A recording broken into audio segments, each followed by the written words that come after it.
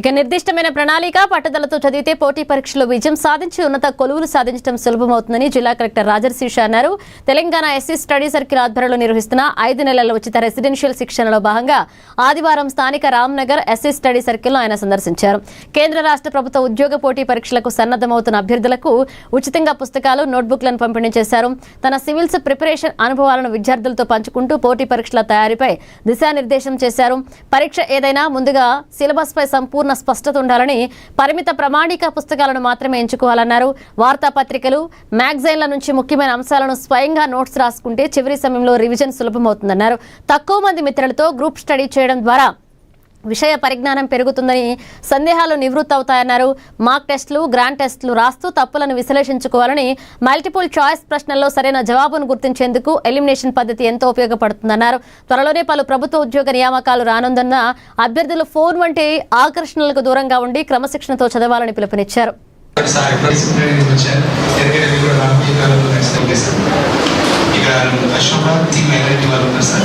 First attempt I was staying outside in some private accommodation. Water contamination idea, I got infected with jaundice. And Jitendra Reddy, course quality sir. Shailaja Madam, computer operator sir. Contain books and regular.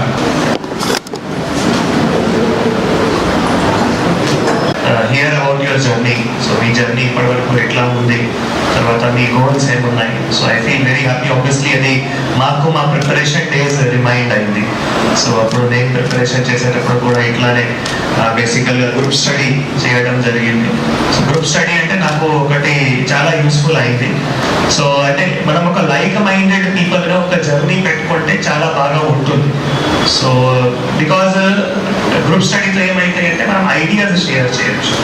తర్వాత for example మీకు ఒక సబ్జెక్ట్లో difficulty ఉన్నాయి, కానీ ఆ సబ్జెక్ట్కి clarity ఇంకొక పర్సన్కి ఉన్నాయి.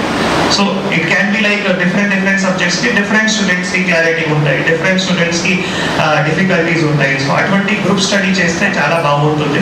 సో మీరు కూడా ఇక్కడ అందరూ ఆబ్వియస్లీ ఒక చోట్లో ఉన్నారు కాబట్టి think about it. It can't be very large group. అంటే వెరీ లార్జ్ గ్రూప్ అంటే ఎప్పుడైనా కేయోస్ అవుతాయి స్టడీస్లో ప్రత్యేకంగా. But if it's very small 5-6 groups then obviously అది మీకు చాలా బాగా కూడా మేల్ అవుతాయి. అంటే నేను నా గ్రూప్ స్టడీ చేసేటప్పుడు all 4 now are in the different states. I am in Telangana, one is in Maharashtra, one is in MP and one is in Gujarat. So they all are doing fantastic jobs.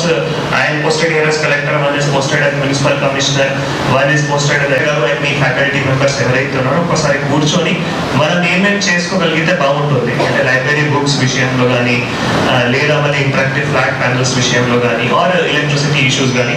So I will shortly give. Adilabad జిల్లా పోలీసుల ఆధ్వర్యంలో SI, constable ఉద్యోగాల కోసం నిర్వహించనున్న ఉచిత coaching కు సంబంధించి ఆదివారం నిర్వహించిన అర్హత పరీక్షకు విశేష స్పందన లభించింది. జిల్లా కేంద్రంలో ఏర్పాటు చేసిన పరీక్షా కేంద్రాల్లో మొత్తం 3446 మంది అభ్యర్థులు అర్హత పరీక్షకు హాజరయ్యారు. పరీక్షల నిర్వహణను జిల్లా ఎస్పీ అఖిల్ మహాజన్ పరిశీలించారు. పరీక్ష కేంద్రాల్లో ఏర్పాట్లను అభ్యర్థులకు కల్పించిన సౌకర్యాలను పరిశీలించి పరీక్షలు ప్రశాంత వాతావరణంలో జరిగేలాగా అధికారులు చర్యలు తీసుకోవాలన్నారు. అభ్యర్థులకు ఎలాంటి ఇబ్బందులు కలగకుండా పరీక్షా కేంద్రాల వద్ద దాదాపు 200 మంది పోలీసు సిబ్బందితో పటిష్టమైన బందోబస్తు ఏర్పాటు చేశారు. ట్రాఫిక్ నియంత్రణ, అభ్యర్థుల రాకపోకలు, పరీక్షా కేంద్రాల వద్ద భద్రతపై ప్రత్యేక దృష్టి సారించారు. పరీక్షలు ప్రశాంతంగా ముగిశాయి. జిల్లా పోలీస్ శాఖ ఆధ్వర్యంలో నిర్వహించిన అర్హత పరీక్షల్లో ఉత్తమ ప్రతిభ కనబరిచిన అభ్యర్థులు జిల్లాకు చెందిన ఆదివాసీలను ఎంపిక చేసి దాదాపు 300 మంది అభ్యర్థులకు ఉచితంగా శిక్షణ అందించనున్నట్లుగా ఎస్పీ తెలిపారు. ఇందులో ముఖ్యంగా ఆదిలాబాద్ జిల్లాకు చెందిన ఆదివాసీ అభ్యర్థులకు ప్రాధాన్యత కల్పించి వారికి పోటీ పరీక్షల్లో మెరుగైన అవకాశాలు కల్పించేందుకు ప్రత్యేక దృష్టి సారిస్తున్నట్లుగా తెలిపారు.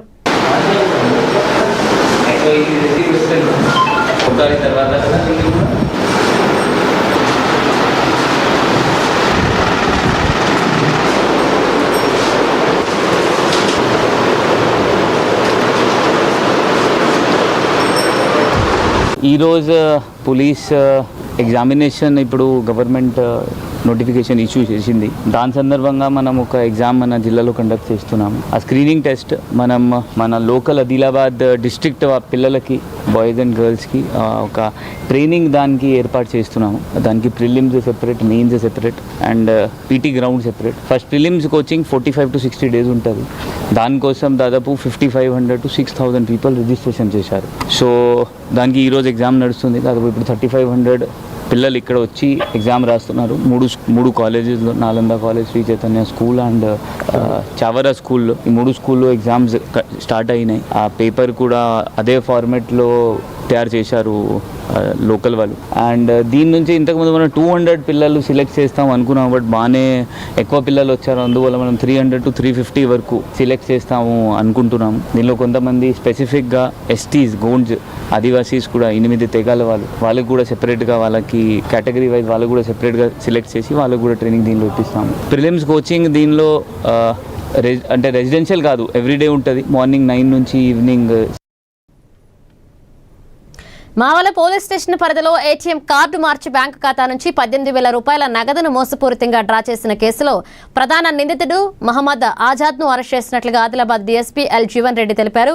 ఆగస్టు 8న మావల టీచర్స్ కాలనీలోని హిమమాలి బిల్డింగ్ సమీపంలోని ఎస్బీఐ ఏటీఎంకు దుబ్బగూడకు చెందిన దర్శనాల దత్తు నగదు డ్రా చేసుకునేందుకు వెళ్లాడు.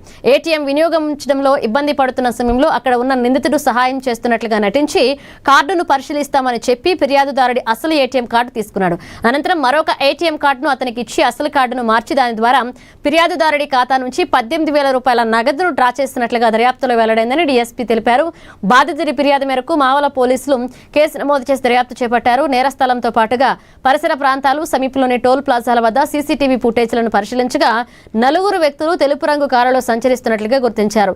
వాహనం రిజిస్ట్రేషన్ నంబర్ ఆధారంగా సాంకేతిక దర్యాప్తు చేపట్టి నిందితుల ఆచూకీని గుర్తించారు. మావల బ్రాంచ్ సమీపంలో పోలీసులు పెట్రోలింగ్ నిర్వహిస్తుండగా అనుమానాస్పదంగా సంచరిస్తున్న ఆ వ్యక్తి పోలీసులను చూసి పారిపోయేందుకు ప్రయత్నిస్తుండగా పట్టుకుని మోసాల ద్వారా వచ్చిన డబ్బులు అతని వాటాగా ఉన్న 2,000 రూపాయల నగదును స్వాధీనం చేసుకుని సీజ్ చేసినట్లుగా తెలిపారు. ఇక ప్రధాన నిందితుడు మహమ్మద్ ఆజాద్ను ఆగస్టు 22న అరెస్ట్ చేసి రిమాండ్కు తరలించినట్లుగా డీఎస్పీ తెలిపారు.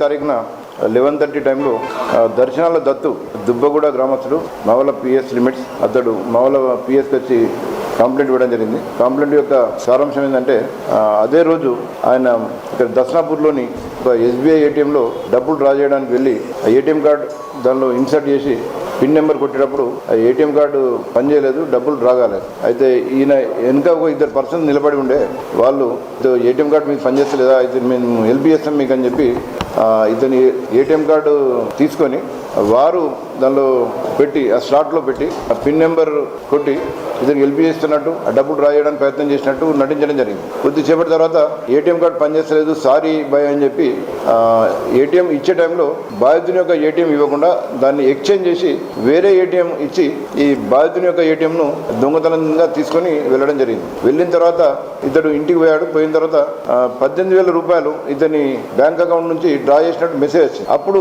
ఇతనికి అర్థమైపోయింది, అయ్యో నా ఏటీఎం నా దగ్గరనే ఉంది, ఈ డబ్బులు ఏ విధంగా డ్రా అయినాయని చూసుకుంటే ఏటీఎం ఇతనిది కాదు, అదే కలర్ సేమ్ ఉంది, బ్యాంక్ పేరు కూడా సేమ్ ఉంది, అది వేరే వాళ్ళ ఏటీఎం చీటర్స్ ఇతన్ని హెల్ప్ చేస్తామని చెప్పి నమ్మించి ఎక్స్చేంజ్ చేసి వేరే ఏటీఎం ఇవ్వడం జరిగింది. అయితే ఆ డబ్బులు డిడక్ట్ అయిన తర్వాత మావల పిఎస్లో కంప్లైంట్ ఇవ్వడంతో crime number 537/26 under section 318 class 4, 319 class 2, 303 BNS కింద కేసు నమోదు చేసి మావల ఇన్స్పెక్టర్ ప్రేమ్ కుమార్ దర్యాప్తు ప్రారంభించడం జరిగింది. అయితే మేము ఆ సీసీ ఫుటేజ్ చూసినప్పుడు దీనిలో ఇంటర్ స్టేట్ గ్యాంగ్ పాల్గొన్నట్లు మాకు అనుమానం వచ్చింది.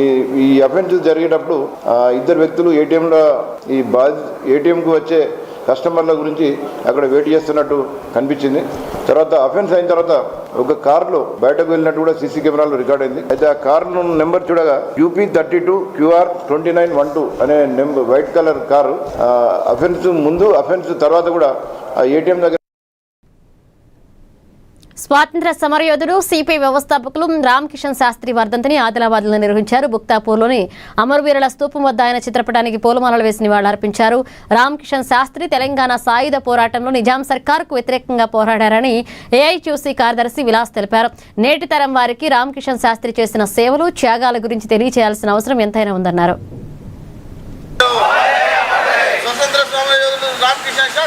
పోరాటాలు సిపిఐ జిందాబాద్ జిందాబాద్ సిపిఐ జిందాబాద్ జిందాబాద్ జిందాబాద్ సిపిఐ ప్రజా పోరాటాలు రామ్ కిషన్ శాస్త్రి రామ్ కిషన్ శాస్త్రి శాస్త్రి గారి 40వ వర్ధంతి సిపిఐ राम किशन शास्त्री राम किशन शास्त्री राम किशन शास्त्री 40 సమరజీవి పిఐ వ్యవస్థాపక నాయకుడు స్వాతంత్ర సమర యోధుడు కామ్రేడ్ రామ్ కిషన్ శాస్త్రి యొక్క 41వ వర్ధంతి సభ సిపిఐ ఆధ్వర్యంలో ఘనంగా జరుపుకోవడం జరిగింది.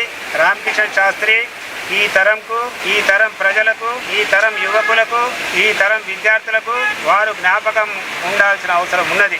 గత తరంలో ఆదిలాబాద్ జిల్లాలో నిజాం పోరాటం తీవ్రంగా నడిచే సమయంలో 1938లో ఈయన మహారాష్ట్ర నుండి అక్కడ దాజీశంకర్ గారు చదివేవారు. ఈయన టీచర్గా ఉద్యోగం చేసే పరిస్థితులు ఉండే వారు ఇక్కడికి వచ్చి ఇక్కడ స్వాతంత్ర సమర పోరాటంలో పాల్గొనడం జరిగింది. విదేశీ వస్తువులను బహిష్కరించడం జరిగింది. అప్పటికే దాజీశంకర్ గారు సోషలిస్ట్ లీగ్లో పనిచేయడం జరిగింది. ఈ విధంగా 1938 నుంచి ఈ జిల్లాలో రామకిషన్ శాస్త్రి, దాజీశంకర్ మిగతా ఇద్దరు కలిసి ఈ జిల్లాలో కమ్యూనిస్టు పార్టీ ఆధ్వర్యంలో ఆంధ్ర మహాసభ ఆధ్వర్యంలో ఇక్కడ నిజాం పోరాటము సాయుధ పోరాటంలో పాల్గొనడం జరిగింది. ఈ సాయుధ పోరాటం ఫలితంగా భారతదేశంలో నిజాం ప్రభుత్వము భారతదేశంలో విలీనం కావడం జరిగింది. ఈరోజు బీజేపీ మతతత్వ పార్టీ అయినటువంటి బీజేపీ అప్పుడు నిజాం పోరాటం అనేది మత పోరాటం అని దానికి రంగు పూయడం జరుగుతుంది. బీజేపీ వాళ్ళు అప్పుడు చెడ్డీలు కూడా తొడగలే. అప్పుడు ఆర్ఎస్ఎస్ ఉండే కానీ ఆర్ఎస్ఎస్ కూడా అప్పుడు ఈ పోరాటంలో పాల్గొనలేదు, ఎవ్వరూ పాల్గొనలేదు. ఇప్పుడు వచ్చేసేసి తెలంగాణ సాయుధ పోరాటం మాదే అని చెప్పుకోవడం. ఆదిలాబాద్ పట్టణంలోని ఈశ్వరీయ బ్రహ్మకుమారీస్ విశ్వవిద్యాలయంలో ఆదివారం దాది ప్రకాష్ మణిజీ స్మృతి దివాస్ను జరుపుకున్నారు. ఈ సందర్భంగా దాది చిత్రపటం వద్ద పూలమాలలతో పూజలు చేసి నివాళులర్పించారు. దాదీజీ జీవితంలోని ముఖ్య సూత్రాలైన త్యాగం, నిరహంకారం, కరుణ, విశ్వ బంధుత్వం వంటి ఉన్నత విలువలను స్మరించుకున్నారు. ఆమె జీవిత విషయాలపై ప్రవచనాలతో భక్తులకు వివరించారు. అనంతరం అన్నదానం చేపట్టారు.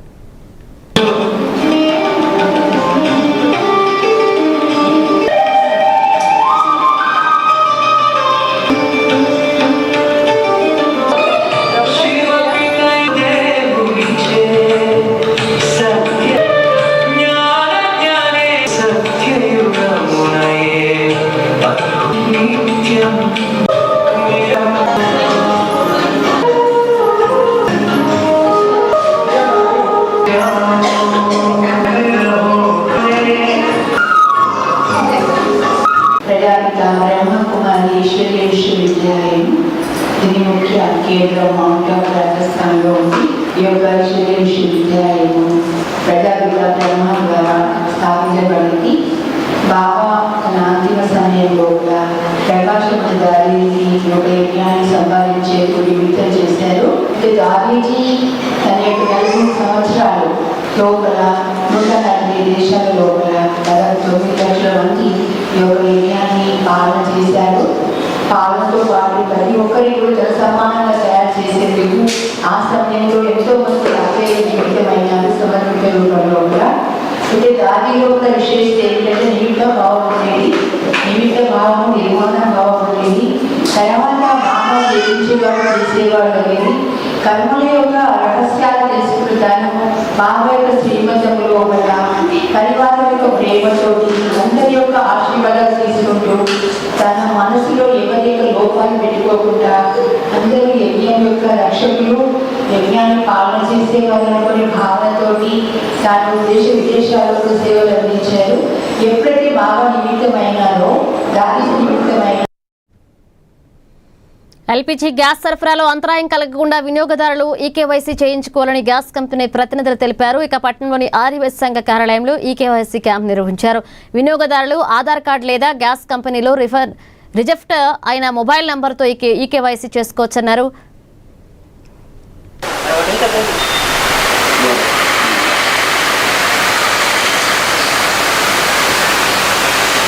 నెక్స్ట్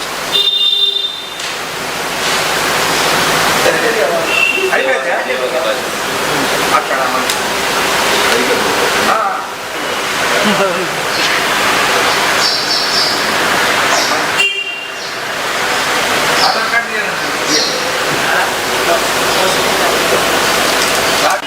ప్రశాంత్. మన నాయకాస్ నుంచి ఈకేవీసీ క్యాంప్ చేపిస్తున్నాము. ఈకేవీసీ కోసం ఎందుకంటే కూడా ఇప్పుడు మనకు ఎవరైతే మనకు బతుకున్నారో లేదా మనకు ఏర్పడతాయి మనకు ఒకవేళ ఈకేవీసీ కాకుంటే ఇంత మనకు వచ్చే నుంచి 2062 రూపాయలు పడుతుంది. ఆ 2060 రూపాయలు మనకు కట్టబడుతుంది మనకు. ఒకవేళ ఈకేవీసీ కానోళ్ళు ఒకవేళ ఎవరైనా చనిపోయినా కానీ వాళ్ళు డెత్ సర్టిఫికేట్ డిఫెన్స్ సర్టిఫికేట్ తీసుకొని రావాలి. వాళ్ళ మీద లీగల్గా అయిపోతుంది. 30 దాకా లాస్ట్ ఉన్నది. KC compulsory చేయించుకోబడుతుంది. లీగల్ కొరకు అంటే ఎవరైనా చనిపోయినా వాళ్ళ కొడుకు కానీ వాళ్ళ బిడ్డ పేమెంట్ అవుతుంది, లీగల్ అవుతుంది. ఒకేలా వాళ్ళు అడ్రస్ మీద చేసుకుంటే వాళ్ళకు అడ్రస్ మీద డిపాజిట్ ఏది ఉన్నారో ఆ డిపాజిట్కు మనము కంపల్సరీ కట్టవాలి. ఈకేవైసీ కోసం ఒకటి ఆధార్ కార్డు కావాలి అంతే. ఆధార్ కార్డు లేకుండా ఫోన్ నెంబర్ ఉన్న నడుస్తుంది. బచ్చివాడు ప్రశాంత్. ఆదిలాబాద్ రిమ్స్ కార్మికులకు కనీస వేతనం 26,000 రూపాయలు అమలు చేయాలని సిఐటియు జిల్లా కార్యదర్శి కిరణ్ డిమాండ్ చేశారు. రిమ్స్ లో ఏఐటియుసికి చెందిన 15 మంది కార్మికులు సిఐటియులో చేరినట్లుగా తెలిపారు. వారికి సిఐటియు కండువాలు కప్పి సంఘంలోకి ఆహ్వానించారు. కార్మికుల సమస్యల పరిష్కారం కోసం సిఐటియు చేస్తున్న రాజీలేని పోరాటాలకు ఆకర్షితులై తమ సంఘంలో చేరుతున్నారన్నారు.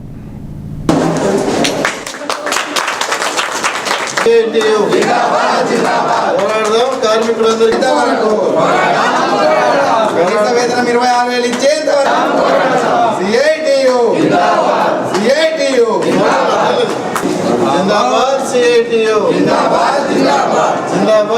పోరాడదాం. పిఎఫ్ఈఎస్ఐ ఆసుపత్రుల్లో పనిచేస్తున్న ఐహెచ్ఎఫ్ఎంఎస్, శానిటేషన్, పేషెంట్ కేర్, సెక్యూరిటీ గార్డులు, ఇతర కార్మికుల సమస్యల పరిష్కారం కోసం Telangana United medical and health employees union CITU ఆధ్వర్యంలో చేస్తున్న రాజీలేని పోరాటాలకు ఆకర్షితులై ఏఐటియుసి సంఘం నుండి ఈరోజు 15 మంది కార్మికులు సిఐటియు సంఘంలో చేరారు. వారికి సిఐటియు కండువాలు కప్పి సాధారణంగా ఆహ్వానిస్తూ ఉన్నాం. కనీస వేతనం ₹26,000 చెల్లించాలని, పెన్షన్, ఇన్సూరెన్స్ సౌకర్యాలు కల్పించడం కోసం, అదేవిధంగా రిటైర్మెంట్ బెనిఫిట్స్ సౌకర్యం కోసం, ఇతర హక్కుల సాధన కోసం రానున్న రోజుల్లో జరగబోయే పోరాటాలకు ఈ చేరికలు మరింత బలోపేతాన్ని ఇస్తాయని మేము ఆకాంక్షిస్తూ ఉన్నాం. సిఐటియుని మరింత బలోపేతం చేయాల్సిందిగా రిమ్స్ మరియు సూపర్ స్పెషాలిటీ ఆసుపత్రుల్లో పనిచేస్తున్న కార్మికులకు పిలుపునిస్తూ ఉన్నాం. ఏదైతే రాష్ట్ర ప్రభుత్వం గత ఎన్నికల్లో హామీని ఇచ్చిందో ఆ హామీ అమలు కోసం రానున్న రోజుల్లో సిఐటి ఆధ్వర్యంలో పెద్ద ఎత్తున ఆందోళన పోరాటాలు నిర్వహిస్తాము. అదేవిధంగా కార్మికుల సమస్యలు పరిష్కారం చేయకపోతే అవసరమైతే సమ్మెకు వెళ్ళడానికి కూడా మేము సిద్ధంగా ఉన్నాం. నిన్న ఏఐటియుసి జిల్లా కార్యదర్శి సిర్రా దేవేందర్ గారు మాట్లాడుతూ సిఐటియు నాయకులైన పొచ్చన్న సూపర్వైజర్ పైన ఆరోపణలు చేయడం సరికాదనేది మేము ఈ సందర్భంగా తెలియజేస్తూ ఉన్నాం. కార్మికులందరినీ ఉద్దేశించి అసభ్య పదజాలంతో తిట్టిన నగేష్ని వెంటనే జిల్లా కలెక్టర్ గారు, ఎస్పీ గారు, రిమ్స్ డైరెక్టర్ గారు స్పందించి విధుల్లో నుండి తొలగించాలని కార్మికులందరూ ముక్త కంఠంతో పోరాటం చేస్తుంటే ఆ పోరాటాన్ని మరోవైపు మార్చడం కోసం కార్మికులను ప్రేరేపించి దాడులకు పూనుకున్నారని అసత్య ఆరోపణలు చేయడం నైతికత కాదనేది మేము తెలియజేస్తూ ఉన్నాం. ఈ అసత్య ఆరోపణలు వెంటనే ఉపసంహరించుకోవాలనేది మేము తెలియజేస్తూ ఉన్నాం. నిర్మల్ జిల్లా బైంసా రూరల్ పోలీస్ స్టేషన్ పరిధిలోని వివిధ గ్రామాలలో ఆలయాలు, ఇళ్లు, బెల్ట్ షాపుల్లో వరుస దొంగతనాలకు పాల్పడుతున్న 5 నిందితులను అరెస్ట్ చేసినట్లుగా బైంసా ఏఎస్పీ సాయి కిరణ్ వెల్లడించారు. కార్యాలయంలో మీడియాకు వివరాలు వెల్లడించారు. మాటేగాం ఎక్స్ రోడ్డు వద్ద పోలీసుల వాహనాల తనిఖీలు నిర్వహిస్తుండగా అనుమానాస్పదంగా ప్రయాణిస్తున్న 5 వ్యక్తులను అదుపులోకి తీసుకుని విచారించినట్లుగా తెలిపారు. వారు ఒక ముఠాగా ఏర్పడి బైంసా, లోకేశ్వరంతో పాటుగా పరిసర ప్రాంతాల్లోని పలు గ్రామాలలో ఆలయాలు తాళం వేసి ఉన్న ఇళ్లను లక్ష్యంగా చేసుకుని దొంగతనాలకు పాల్పడినట్లు తెలిపారు. దొంగతనాలకు వెళ్లే సమయంలో నంబర్ ప్లేట్ లేని మోటార్ సైకిళ్లను ఉపయోగిస్తూ తాళాలను ఇనుపరాడ్ల సహాయంతో పగలకొట్టి ఆలయాలు, ఇళ్లలోకి ప్రవేశించి బంగారు, వెండి ఆభరణాల, నగదు, మొబైల్ ఫోను, ఇతర వస్తువులను దొంగిలించినట్లుగా నిందితులు వెల్లడించారన్నారు. దేగాం సాయిబాబా ఆలయంలో హుండీని పగలకొట్టి నగదుతో పాటుగా సీసీటీవీ కెమెరాను కూడా దొంగిలించినట్లుగా వెల్లడించారు. వారి వద్ద నుండి కొంతమేర నగదు, సెల్ ఫోన్లు, వాహనాలు స్వాధీనం చేసుకున్నట్లుగా తెలిపారు.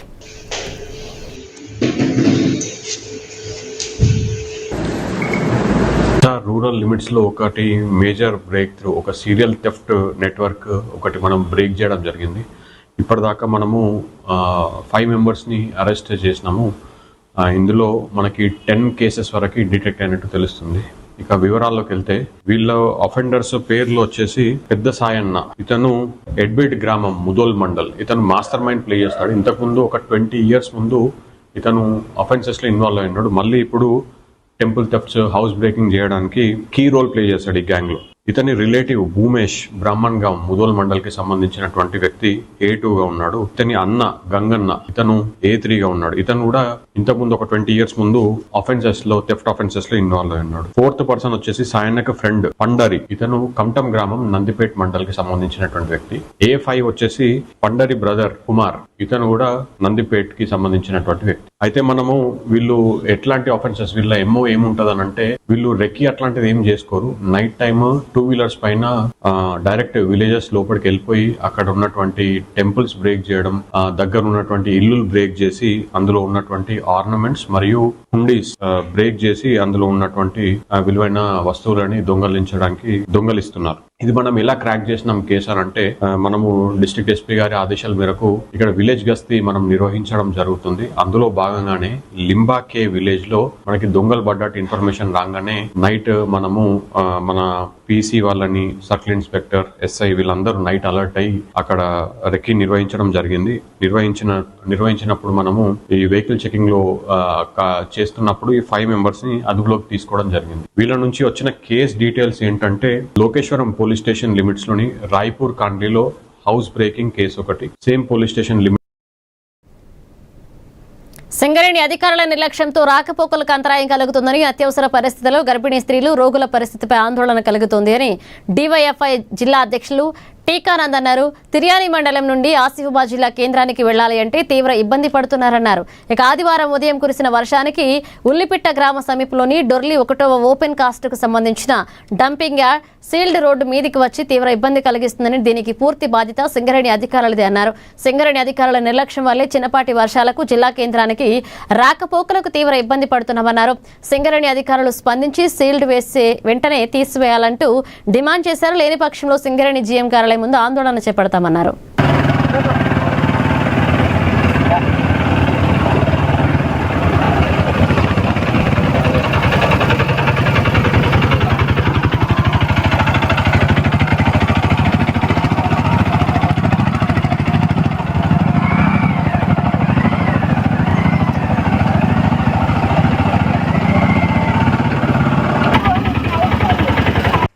కుమ్రం భీం జిల్లాలోని తిర్యాని మండలానికి వెళ్ళాలంటే ప్రజలు మరియు రోగులు తీవ్ర ఇబ్బంది పడుతున్నటువంటి పరిస్థితి కనబడుతుంది. గత నైట్ కురిసిన చిన్నపాటి వర్షాలకు డోర్లీ 1 సంబంధించిన డంపింగ్ యార్డ్ సీల్డ్ రోడ్డుపై వచ్చి విద్యార్థులకు మరియు ప్రజలకు తీవ్ర ఇబ్బంది పడుతూ ఉన్నది. సింగరేణి అధికారులు నిర్లక్ష్యం వహిస్తున్నారు. దీనిపై సింగరేణి అధికారులు స్పందించి ఏదైతే రోడ్డు మీదకి వచ్చిన సీల్డ్ ఉందో దాన్ని వెంటనే తీసివేయాలని మేము DYFIగా డిమాండ్ చేస్తూ ఉన్నాము. ఎందుకంటే ఉదయం లేస్తే ప్రధాన రహదారి జిల్లా కేంద్రానికి పోవడానికి ఇది ఒక్కటే ఉన్నది. దీంతో తిర్యాని మండలం అటు జిల్లా కేంద్రానికి వెళ్ళాలంటే ప్రజలు మరియు అధికారులు తీవ్ర ఇబ్బంది పడుతున్నటువంటి పరిస్థితి ఉన్నది. అత్యవసర పరిస్థితుల్లో కనీసం అంబులెన్స్ కూడా రాని వైనము మనం ఈ ప్రదేశంలో చూస్తూ ఉన్నాము. దీనిపై సింగరేణి నిర్మల్ పట్టణంలోని ఆదర్శ నగర్ సునందిని అపార్ట్మెంట్లో సాయి సంకీర్తన హనుమాన్ చాలీసా పారాయణ కార్యక్రమం ఘనంగా జరిగింది. సాయి దీక్ష సేవా సమితి ఆధ్వర్యంలో జరిగిన కార్యక్రమంలో ముందుగా సాయి పాదకులు సాయి చిత్రపటాన్ని ఊరేగింపుగా తీసుకువచ్చి ప్రత్యేక పూజలు చేశారు. అనంతరం రామచంద్ర మాస్టర్ నేతృత్వంలోని భజనా బృందం ఆలపించిన ఆధ్యాత్మిక గీతాలు ఆహుతులను భక్తి పారవస్యంలో ముంచెత్తాయి.